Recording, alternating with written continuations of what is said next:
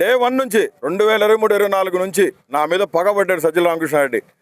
మొన్న నేను పార్టీ ఆఫీస్కి వచ్చిన 9 నెలలు నేను జైలుకి పోయింది ఎవరి కోసం అండి? 22 కేసులు పెట్టించుకుంది ఎవరి కోసము? పోలీసులు కుక్కను కొట్టినట్టు కొట్టి ఉచ్చపోసారు ఎవరి కోసము? ఒక ఏబిఎన్, ఒక TV5, ఒక కూటమికి సంబంధించిన వాళ్ళు నన్ను రౌడీ షీటర్ అన్నా నేను పడతా. సొంత పార్టీలో ఉన్నోడు, నిన్నగాక మొన్న కళ్ళు తెలిసినాడు బచ్చగాడు, వాడు నన్ను రౌడీ షీటర్ అని మాట్లాడతాడు.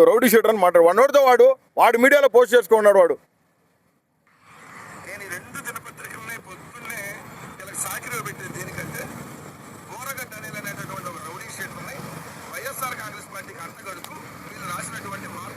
బోరుగడ్డ అనిల్ అనేటువంటి రౌడీ షీటర్ అంట. బోరుగడ్డ అనిల్ కుమార్ లా చేసిన వ్యక్తి, జగన్మోహన్ రెడ్డి కోసం రాజకీయాల్లో ఉన్న వ్యక్తిని. అలానాటి క్రిస్టియన్ నేను, బైబిల్లో దావీదు మహారాజు నాడు, దావీదు వల్లే అన్న పరిపాలించాడని చెప్పి 10 సార్లు చెప్తా. ఇప్పుడు కూడా చెప్తా. జగన్మోహన్ రెడ్డి ప్రియ శిష్యుడుగానే ఇక్కడ కూర్చున్నాం నేను, నా భార్య. నేను మొన్న 20 రోజుల క్రితం పార్టీ కాడికి వస్తే జగన్మోహన్ రెడ్డి గారు ఉన్నప్పుడేమో పార్టీ పిలిచారు. నేను ఇక్కడికి వచ్చి ఒకళ్ళ మీద అరవడం జరిగింది. ఎందుకంటే నేను తప్పు చేయాలా, నేను ఏ పొద్దు పైరువీలు చేసుకోవాలా. జగన్మోహన్ రెడ్డి కోసమే రాజకీయాల్లో ఉంటా. ఏడైనా చచ్చిపోతా. జగన్ అన్నే నాకు గురువు, రాజకీయ దైవం నాకు గురువే జగన్నే. వాడు సజ్జల ఏమంటాడు, జగన్మోహన్ రెడ్డి గారు ఉన్నప్పుడేమో నువ్వు నా బిడ్డలాంటివి, నువ్వు పార్టీకి చాలా పెద్ద షర్టు, నీకు ఎందుకమ్మా అని చెప్పి వాటర్ బాటిల్ ముద్దేసి ఇచ్చి కాఫీ చేతిలోకి ఇచ్చినాడు. మొన్న 20 రోజుల నాడు పిలిచాడు, సల్లామద్దు ఫోన్ చేశాడు. వచ్చిన అడ్వకేట్స్ని పెడతామా అనిల్, నువ్వు రామ్మా అంటే, ఎవరినన్నా ఒక పర్మనెంట్ కరెక్ట్ అడ్వకేట్ని పెట్టండి, నాకు ఆల్రెడీ కౌన్సిల్ ఉందని చెప్తే, లేదు నువ్వు గుంటూరులోనే ఉన్నాగా ఒకసారి ఇచ్చిపోమ్మా అంటే, నేను వాయిదాకి వచ్చినప్పుడు వచ్చి కలసం జరిగింది. ఏడే ఆపారు పార్టీ ఆఫీసులో. నాకు ఎవడు ఆపడు, ఏడాపరు, పులిందులు ఆపరు, మన స్టేట్ పార్టీ ఆఫీసులు ఎక్కడ ఆపరు. నా గురించి అందరికీ తెలుసు, నేను అత్యంత సమీపమైన దగ్గర మనిషిని రాజశేఖర రెడ్డి కుటుంబానికని. ఇక్కడ ఆపారు, పైకి పోయినా, పైన ఉన్నాడు, చూశాడు, నన్ను చూశాడు, కూర్చోమ్మా 2 నిమిషాలు అన్నాడు. గంట అయింది, 2 గంటలు అయింది, 3 గంటలు అయింది, 3:30 గంటలు అయింది. 3:30 గంటలకు బయటకు వచ్చింది ఆయన రూమ్లోంచి. ఆయన పక్కనే వాష్రూమ్ ఉంటుంది. వాష్రూమ్లోకి పోయి వస్తా అంటే కనపడదాము, చాలా లేట్ అయింది, అన్నం కూడా తినలేదు. నా పొద్దుకి అన్నం తినడానికి కింద పోతే అన్నం అయిపోయింది. నేను అడిగిన, పార్టీ కార్యకర్తలు వచ్చిన వాళ్ళకి భోజనాలు పెట్టారు కదా, చేయరా మరి భోజనం పెట్టాగని అడిగినా. నా బాధ్యతగా అడిగిన, నా పార్టీ ఆఫీస్ అంటే నా ఇల్లు ఇది, నా ఇల్లే అది. నేను అడిగితే లేదన్నారు. సరిపోయి కూర్చొని ఆయన వచ్చాడు. అన్న అని విష్ చేద్దామని పోయినా, పోతే ఎదురుగా వచ్చి ఎవరు నువ్వు అన్నాడు. ఎవరబ్బా నువ్వు, ఎవరు అన్నాడు. నేను ఇడికన్నా మైండ్ పోయిందేమో అనుకున్నా, ఇడికన్నా మైండ్ ఏమైనా దొబ్బిందేమో అనుకున్నా నేను. అన్నా నేనే నా బోరుగడ్డ అనిల్ అన్నా అంటే, లేదు గుర్తుపట్టలే, అందరూ వచ్చి ఎమ్మ తమ్ముడు బాగున్నావు అని చెప్పి అందరూ పరామర్శించి పోతున్నారు. నువ్వు గుర్తుపట్టలే నన్ను, నువ్వు రమ్మంటేనే నేను పార్టీ ఆఫీస్కి వచ్చింది, నువ్వు ఎవరిని అడ్వకేట్ని పెడతా అంటేనే వచ్చింది. నేను వచ్చా, మళ్ళీ 40 నిమిషాలు కూర్చోబెట్టాడు. 4:30 గంటలు కూర్చున్నాక లోపలికి పిలిచిండు. ఎవరిని రానియొద్దన్నాడు. పోయినాం, లోపలికి పోయినాం, కూర్చోబెట్టినాం. ఎందుకు వచ్చినావు అమ్మా అన్నాడు. పార్టీ ఆఫీస్లో నీకేం పని అన్నాడు. పార్టీ ఆఫీస్కి నువ్వు 20 నుంచి రావద్దని చెప్పిండు. అడ్వకేట్స్ కూడా నీకు పెట్టలేమని చెప్పిండు. అంటే 9 నెలలు జైలుకి పోయి 22 కేసులు పెట్టించుకొని 16,000 కిలోమీటర్లు తిరిగి పీటీ వారిని లెట్టేశారో మీకు తెలుసు కదా. నేను ఎన్వి రమణ మీద కంప్లైంట్ వేసినా, నన్ను సుప్రీంకోర్టులో పిటిషన్ వేసినా అని చాలా ఆర్గనైజ్డ్గా క్రైమ్ని నా మీద రుద్దేదానికి ప్రయత్నం చేశారు. ఆంధ్రప్రదేశ్ ప్రభుత్వం నన్ను ఎంత హింస పెట్టిందో, నాకు 3rd డిగ్రీ కర్నూలులో రాజమండ్రి సెంట్రల్ జైల్లో హ్యాండ్ కప్స్ చేసి ఇట్లా లేపి పైకి నాయి. మళ్ళీ కర్నూలు వెళ్ళిందాక నాకు హ్యాండ్ కప్స్ తెలియదు బ్రదరు. చచ్చిపోతానేమో అనుకున్నా. అయినా పర్లా, పార్టీ కోసం, జగన్ అన్న కోసం నేను ఏ పొద్దు గడప దొక్కి 1 రూపాయి తీసుకుందిలే, పైరువి చేసిందిలే. జగన్మోహన్ రెడ్డి గారే సాక్ష్యం.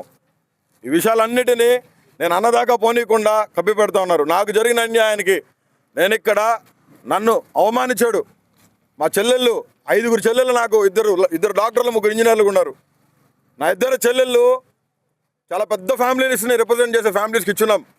ఎవరు వాళ్ళు? హౌసన్ మినిస్ట్రీస్, ఏసన్న గారి మేనల్లుళ్ళు. హౌసన్ మినిస్ట్రీస్ అంటే మీకు తెలుసు కదా. ఇచ్చున్నా నేను 30 లక్షల కాలుబలం మాది. మీ అన్నకు రౌడీ షీటర్ ఓపెన్ చేశానని చెప్పి వాళ్ళు నన్ను ఏ పొద్దు కూడా ఈ పొద్దు దాకా నన్ను ఫంక్షన్కి పిలిచలా. ఎవడు అనింది రౌడీ షీటర్ అని? బయట అంటే పట్టించుకోను. కారుమూరి వెంకటరెడ్డి వాడు వాగుతాడా నా గురించి? దీని మీద కారుమూరి వెంకటరెడ్డిని ఇమ్మీడియట్గా పార్టీ నుంచి బర్తరఫ్ చేయాలా. నాకు, నా కుటుంబానికి సజ్జల రామకృష్ణారెడ్డి బహిరంగ క్షమాపణ చెప్పాలా. పూడి శ్రీహరి అనేవాడు కుట్రదారుడు. విన్నారుగా మీరు? పూడి శ్రీ అనేవాడు చెప్తే మాట్లాడినా, రికార్డింగ్ ఉంది. నేను అడిగిన, సజ్జలు చెప్తే మాట్లాడినా చెప్తున్నాడు. వాళ్ళిద్దరి మీద ఇమీడియట్గా పార్టీ నుంచి బర్తరఫ్ చేస్తారా, వాళ్ళ మీద ఏం చర్య తీసుకుంటారో తీసుకోవాలా. మమ్మల్ని తిట్టాడు. 10 సంవత్సరాలు పార్టీ కోసం కష్టపడినా, 9 నెలలు జైల్లో ఉన్నా. 22 కేసులు పెట్టించుకున్నాం, 3rd డిగ్రీలు ఉచ్చబోయడం జరిగింది. ఇవన్నీ అయిపోయిన తర్వాత పార్టీ ఆఫీస్కి వస్తే నేను రాజీనామా ఎందుకు చేశానంటే రిపబ్లికన్ పార్టీకి, రామ్దాస్ అత్వాలే అనే వ్యక్తి కేంద్ర మంత్రి నన్ను పిలిచి ప్రెస్ మీట్ పెట్టి మాఫీ మాంగో అన్నాడు. నేను రాజకీయాలు మాట్లాడకూడదు అనుకుంటున్నాను, కానీ అవతల పార్టీ చేసే అరాచకాలు మీకు చెప్పకపోతే మీరేమనుకుంటారంటే వాళ్ళు చేసేటన్ని బాగానే ఉన్నాయి, పర్వాలేదు అనే పరిస్థితికి మీరు వస్తారు. అది సమాజానికి చాలా ప్రమాదం. మీరు చూస్తే రాష్ట్రానికి పోయిన ఇమేజ్ మళ్ళా తీసుకొచ్చి ఆంధ్రప్రదేశ్ బ్రాండ్ని కాపాడుతున్నాం. వీళ్ళు చేసే పనుల వల్ల రాష్ట్రానికి మళ్ళీ బ్యాడ్ ఇమేజ్ వచ్చే పరిస్థితి వస్తూ ఉంది. మీరు ఒక్క విషయం నేను చెప్పాను, డిఎస్సి నేను మొదటి సంతకం పెట్టాను, ఎన్నికల ముందు చెప్పాను, ఒకే మాట చెప్పాను, 16,000 ఉద్యోగాలు, ₹1 అవినీతి లేకుండా మీకు రిక్రూట్ చేసే బాధ్యత నేను తీసుకుంటానన్నారో చాలా స్పష్టంగా హామీ ఇచ్చాను. అవునా కాదని అడుగుతున్నా. అయిన తర్వాత 300 పైన కేసులు వేశారు. ఉద్యోగాలు ఇవ్వడానికి వీలు లేదని, రిక్రూట్మెంట్ చేయడానికి వీలు లేదని అవన్నీ అధిగమించాం. సంవత్సరంలో డిఎస్సి పెట్టి ఇంటర్వ్యూలు పెట్టి అందరినీ పిలిపించి కుటుంబాలతో సహా 16,000 కుటుంబాలు పిలిపించి వాళ్లకు నియామక పత్రాలు అందజేశాం. 1 ఇయర్ అయింది, ఉద్యోగాలు చేస్తున్నారు, పిల్లలకు బాగా చదువు చెప్తున్నారు. నిన్న మొన్న వీళ్ళొచ్చి మళ్ళా అవినీతి జరిగిందని పేపర్ లీక్ అయిన మాట్లాడే పరిస్థితికి వచ్చారు.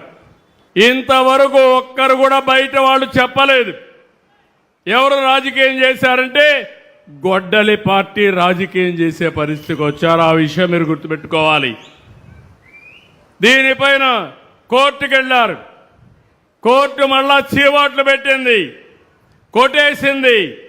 కానీ ఇప్పుడు కూడా ధర్నాలు చేస్తారు.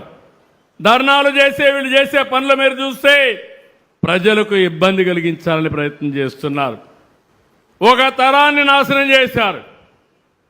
ఇంకొక పక్క ఇప్పుడు జంజీ అని మాట్లాడతారు. వీళ్ళు జంజీ కాదు, గొడ్డలి జే. జగన్మోహన్ రెడ్డి గొడ్డలి. నేను ఒకటే చెప్తున్నా, మీరు చేసే అరాచకాల్ని ఎట్టి పరిస్థితుల్లో ఉపేక్షించే సమస్య లేదు. ప్రజల బాగోగుల కోసం ఈ ప్రభుత్వం అవసరమైతే కఠిన చర్యలు కూడా తీసుకుంటానని మరొక్కసారి మీ అందరికీ హామీ ఇస్తున్నా. ఇది ఒక్కటే కాదు, గంజాయి బ్యాచ్, బ్లేడ్ బ్యాచ్, నేరాలు ఘోరాలు చేసే వ్యక్తులందరినీ ప్రోత్సహిస్తారు. మొన్న మీరు చూడండి, ఒక మాజీ మంత్రి, సమాజానికి హితం చెప్పవలసిన వ్యక్తి కొడుకు యాక్సిడెంట్ చేశాడు. చేస్తే ఏం చేయాలి? చనిపోయిన వ్యక్తిని హాస్పిటల్ తీసుకుపోవాలని లేదా అని మిమ్మల్ని అడుగుతున్నాను. బాధ్యత కలిగిన వ్యక్తి అయితే నేరుగా తన హాస్పిటల్ తీసుకెళ్ళి ముందు ట్రీట్మెంట్ ఇప్పించి బతికిచ్చే అవకాశం ఉంటే బతికించాలి. అది చేయలేదు. మాజీ మంత్రి ఇమ్మీడియట్గా వెళ్ళి వాళ్ళ తండ్రి కాబట్టి ఆ కొడుకు కేసు మాఫీ చేయడానికి వేరే వాళ్ళపైన కేసు పెట్టించాడు. వేరే వాళ్ళపైన కేసు పెట్టి ఈ కేసు మాఫీ చేసుకున్నారు. ఇప్పుడు రాష్ట్రం అంతా సీసీటీవీ కెమెరాలు పెట్టాను. ఎవడైనా దొంగతనం చేసినా, నేరాలు ఘోరాలు చేసినా కబద్దార్, 3వ నేత్రం మీ వెంటనే ఉంటుంది. ఎవరు తప్పించుకోలేరు. అందులో మొత్తం వచ్చాయి. వస్తే ఈయనంటాడు చాలా చిన్న పిల్లోడు, చంపేశాడు, ఏమవుతుందని మాట్లాడతాడు. గొర్రెల కాపరి చనిపోయాడు. చనిపోతే 44 ఏళ్ళు చనిపోయాడు. దానికి పెద్ద సమస్య ఏంటంటాడు. మీరు ఒక్కసారి ఆలోచించుకోవాలి. మానవత్వం ఉండాలి, మనుషుల్లో ఆలోచన విధానం ఉండాలి. మొన్న దానిపైన చూడడానికి పోయి రోడ్డంతా స్తంభింపజేస్తూ వెళ్ళారు. విశాఖపట్నం నుంచి 1 గంట జర్నీ, 7 గంటలు వెళ్ళారు. అక్కడ ఒక పోలీస్ ఆఫీసర్, ఒక మహిళ, ప్రజలను కాపాడవలసిన మహిళ, కాకి బట్టలు వేసుకున్న మహిళ, గవర్నమెంట్ వీరికైతే ఒక వెపన్ కూడా ఇస్తారు. వాళ్ళ ఆత్మరక్షణకే కాకుండా ప్రజల్ని కాపాడడానికి అలాంటి మహిళ పట్ల అసభ్యంగా ప్రవర్తిస్తారు.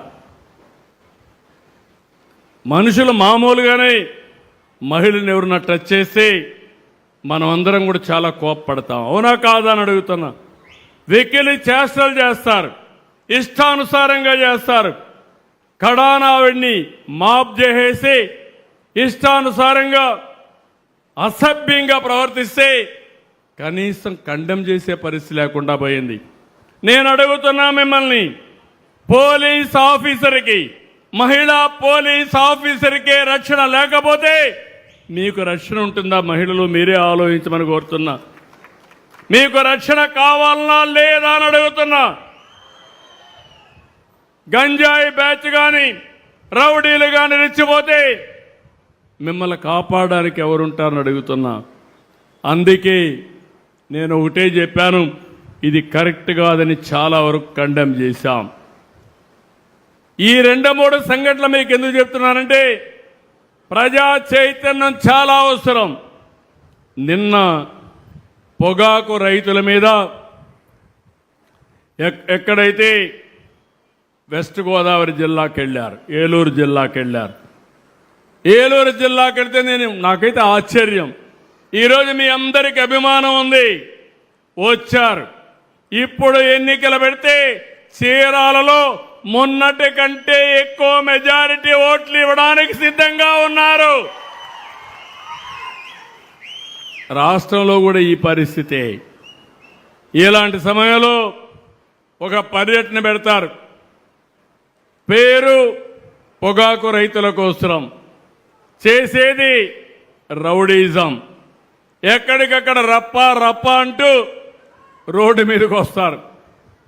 వస్తే పర్వాలేదు, బ్రాందీ షాపుల్లో తాగిస్తారు. తాగిన వాడికి ఒళ్ళు పైన తెలియదు, బట్టలిప్పేసి రోడ్డు పైనే ఎగరతాడు. ఏంటి ఈ అరాచకం? ఒక రాజకీయ పార్టీ నాయకుడికి ఉండవలసిన లక్షణాలు ఉన్నాయని మిమ్మల్ని అడుగుతున్నా. ఇది న్యాయమాన మిమ్మల్ని అడుగుతున్నా. ఈ ప్రభుత్వం కానీ చర్యలు తీసుకోకపోతే ఎవరికి రక్షణ ఈ రాష్ట్రంలో ఉంటుందని అడుగుతున్నా. వచ్చిన బ్యాచ్ పోయి టొబాకో ప్లాట్ఫామ్ మీద టొబాకో మొత్తం దొక్కేస్తారు, పొగాకు మొత్తం దొక్కేస్తారు. రైతులు కుయ్యో మొర్రో అంటే పట్టించుకునే పరిస్థితి లేదు. తాగిన వాళ్ళు పోయి ఒక షాప్ మీద పడి ఒక హోటల్ని ధ్వంసం చేస్తారు. ఈరోజు చూశాను, వీళ్ళు ఇష్టానుసారంగా తోచుకొని పోతే ఒక అతను హాస్పిటల్లో అడ్మిట్ అయి ఈరోజు ఆయన చనిపోయాడు. ఎందుకు నేను ఈ విషయాలు చెప్తున్నానంటే లా అండ్ ఆర్డర్ కాపాడవలసిన రాజకీయ పార్టీలు, సభ్యతగా ప్రవర్తించవలసిన రాజకీయ పార్టీలు అసభ్యంగా ప్రవర్తించే పరిస్థితికి వస్తున్నాయి. నా జీవితంలో చాలా చూశాను. నేను ఎప్పుడున్నా సరే రాష్ట్రంలో లా అండ్ ఆర్డర్ ఉండాలి, అవునా కాదా అని మిమ్మల్ని అడుగుతున్నా. 1924 ఈ రాష్ట్రం లా అండ్ ఆర్డర్ ఉందా అని మిమ్మల్ని అడుగుతున్నా. ఈరోజు మీరు ఆనందంగా ఉన్నారా లేదా అని అడుగుతున్నా. ఉన్నారంటే గట్టిగా చేతులు చప్పట్లు కొట్టి హర్షాన్ని ఆమోదం తెలియజేయండి. ఆ రోజు ఎప్పుడు పోలీసులు వస్తారో, ఎప్పుడు మన ఇంటి మీద రౌడీలు పడతారో, ఎప్పుడు మన ఆస్తులు కబ్జా చేస్తారో తెలియని పరిస్థితి. ఈరోజు ధైర్యంగా మాట్లాడమే కాకుండా ఎదుర్కొనే పరిస్థితికి వచ్చారు. ఇలాంటివన్నీ నేను చూస్తే చాలా బాధేస్తుంది. నేను తీవ్రవాదులను చూశా. నేను ఆ రోజు వాళ్ళకు కూడా చెప్పా, మీరు చేసేది తప్పని చెప్పాను. తప్పని చెప్తే నా మాట వినే పరిస్థితి లేకపోతే ముఖ్యమంత్రిగా లా అండ్ ఆర్డర్ కోసం కఠినంగా ప్రవర్తించాను. అప్పుడే కృష్ణప్రసాద్ కూడా నా పోలీస్ డిపార్ట్మెంట్లో పనిచేశాడు, ఎస్పీగా డిఐజీగా కూడా పనిచేశాడు అప్పట్లో. నేను ఆ రోజు చెప్తే నా మీద విభేదించి నేను తిరుపతికి పోయినప్పుడు వెంకటేశ్వర స్వామికి పట్టు వస్త్రాలు సమర్పించడానికి పోతే 25 క్లేమోర్ మైన్స్ నా మీద బ్లాస్ట్ చేశారు. నన్ను కాపాడింది సాక్షాత్ వెంకటేశ్వర స్వామి దిగి వచ్చి నన్ను కాపాడాడు. అయినా నేను భయపడలా. దేనికోసరం? మీకు శాంతినివ్వాలని, మీ భద్రతకు పాటుపడాలని చేశా. రెండవది మీరు చూడండి, ముఠాలు, రాయలసీమలో ముఠాలు మనుషులను చంపుకోవడం అలవాటుగా మారిపోయింది. అలాంటిది ఈరోజు ఒక ప్రశాంతమైన ప్రాంతంగా ముఠాలను పూర్తిగా అణిచివేసిన పార్టీ ఈ తెలుగుదేశం పార్టీ అని మరొకసారి విజ్ఞప్తి చేస్తున్నా. ఇంకొక పక్క అనాగరికం, మత విద్వేషాలు రెచ్చగొట్టడం, ఒకరినొకరు చంపుకోవడం. 6 నెలలు హైదరాబాద్లో కర్ఫ్యూలు ఉండేటివి, అవి కూడా కంట్రోల్ చేశాం. రౌడీ అనేవాడు ఎవ్వరు కూడా సరే, మా గవర్నమెంట్లో నేను ఎప్పుడు ముఖ్యమంత్రిగా ఉన్నా మొట్టమొదటిగా రాష్ట్రంలో ఉండే రౌడీలకు వెన్నెముకలో భయపడే పరిస్థితి వస్తుంది, వణుకు పుట్టే పరిస్థితి వస్తుంది. అది చేశాం. ఇప్పుడు నాకు వచ్చిన సమస్య మీరు చెప్పాలి. మీకు మళ్ళీ కోరుతున్నా, ఇలాంటి ఎక్కడికి పోతే గొడ్డలి పార్టీ అధినేత బయటకు వస్తే అరాచకం, విధ్వంసమే. ఎవరో ఒకరు చనిపోవాలి. అది వాళ్ళ మనిషి వచ్చిన కావచ్చు, రోడ్డు మీద ఉండేవాళ్ళు కావచ్చు. ఇలాంటి అరాచకాలు జరిగినప్పుడు పోలీసు వ్యవస్థకు కూడా మీరు బలం ఇవ్వాలి. పోలీసులు ఆలోచిస్తూ ఉంటారు, రాజకీయ నాయకులు కాబట్టి నేరాలు ఘోరాలు చేసినా మనం ఏం చేయలేమనే పరిస్థితికి వస్తున్నారు. అలాంటప్పుడు మీలో ఒక చైతన్యం రావాలి. వాస్తవాన్ని వాస్తవంగా చెప్పాలి, తప్పును ఖండించాలి. మీరు తప్పును ఖండించకపోతే రైట్ చేసే వారికి బలం రాదని చెప్పి కూడా నేను మీకు తెలియజేస్తున్నా. లా అండ్ ఆర్డర్ సరిగా లేకపోతే మీకు భద్రత ఉండదు. ఇంకో పక్క ఆడబిడ్డలు స్వేచ్ఛగా తిరగలేరు, ఇంకో పక్క పెట్టుబడులు రావు, రౌడీజం పెరిగిపోతుంది. దీనివల్ల సమాజంలో చాలా సమస్యలు వస్తాయి. నాగరిక ప్రపంచంలో అన్నింటికంటే ముఖ్యం శాంతి భద్రతలు అని చెప్పి కూడా నేను మీకు తెలియజేస్తున్నా. ఈ సందర్భంగా నేను ఒకటే మీ అందరినీ కోరుతున్నాను, నేను నా జీవితంలో ఎప్పుడూ రాజీ పడను. సిబిఎన్ అంటే లా అండ్ ఆర్డర్ మెయింటైన్ చేయడం ఒక ప్రత్యేకతని మరొక్కసారి మీ అందరికీ చెప్తున్నా. అయితే నాకు కూడా మీ సహకారం కావాలి. మీరు కూడా ఇలాంటి పార్టీలని ఖండించే పరిస్థితి రావాలి. వెళ్ళమనండి, ఊరూరు వెళ్ళమనండి, ఇంటింటికి వెళ్ళమనండి, వాళ్ళు చేసిన మంచి పనులుంటే చెప్పమనండి. మళ్ళా మంచి పనులు చేయగలిగితే అది కూడా చెప్పినా నాకు నష్టం లేదు. మేము ఇంటింటికి తెలుగుదేశం కింద మేము వస్తే వీడు రోడ్డు మీద రఫా అంటూ గొడ్డళ్ళు పెట్టుకొని తిరుగుతా ఉంటే ఏం చేయాలో నాకే అర్థం కావడం లేదు. కాబట్టి మీరందరూ కూడా ఒక సమర్థవంతమైన ప్రభుత్వం, ఒక సుస్థిరమైన ప్రభుత్వం, అందరికీ న్యాయం చేయాలని ఆలోచన ఉండే ప్రభుత్వం ఉండాలంటే మీలో కూడా ఒక స్ఫూర్తి రావాలి. ఆ స్ఫూర్తి వస్తేనే సాధ్యం. ఈరోజు నేతన్న సేవలో ఏ విధంగా అయితే మనం ఇది ఇచ్చామో ఎలాంటి బెనిఫిట్స్ ఎక్కువగా రావాలంటే ఎప్పటికప్పుడు మీ అందరిలో ఒక చైతన్యం రావాలని కోరుకుంటూ మరొక్కసారి ఈ కార్యక్రమానికి వచ్చిన మిమ్మల్ని అందరినీ పేరున మనస్ఫూర్తిగా అభినందిస్తూ అందరికీ అభినందనలు. ప్రత్యేకంగా చేనేత కార్మికులకు మనస్ఫూర్తిగా శుభాకాంక్షలు చెప్పి తెలియజేసుకుంటూ జై భారత్, జై తెలుగు తల్లి, జై హింద్. ధన్యవాదములు సార్. ఇప్పుడు ఇక్కడికి వచ్చినప్పుడు సంక్షేమం అభివృద్ధి మీరు రెండు చూస్తున్నారు. అదే సమయంలో ఇక్కడికి వచ్చినప్పుడు మీరు చూస్తే నేను ఒక సుపరిపాలనకు నాంది పలికాను. ఎవరికి ఎలాంటి ఇబ్బంది లేకుండా ఏ పని కావాలన్నా ఒక్క పైసా అవినీతి లేకుండా మీకు పనులు చేయాలని చెప్పి ఆలోచిస్తున్నాం.